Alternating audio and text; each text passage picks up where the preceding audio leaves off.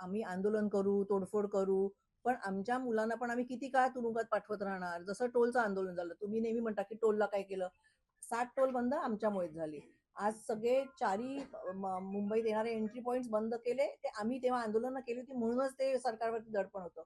पण तुम्ही हे विचार कधीच करत नाही की आमची मुलं जेव्हा आंदोलन करतात तेव्हा हजारो मुलांवरती केसेस पडतात, हजारो मुलं आत जातात, हजारो मुलं पोलिसांच्या लाट्याकाट्या खातात. त्यांना कोण बघतं? तुम्ही येऊन बघता?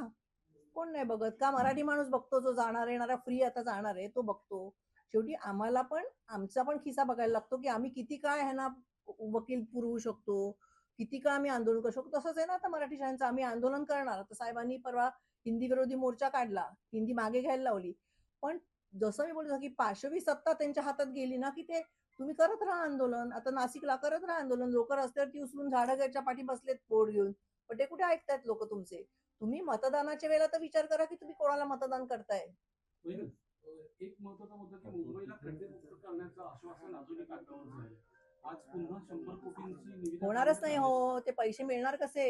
एकदा रस्ते जर खड्डेमुक्त झाले तर मग पुढचं टेंडर कसं निघणार? मग टेंडर नाही निघालं तर टेंडरचे पैसे कसे मिळणार?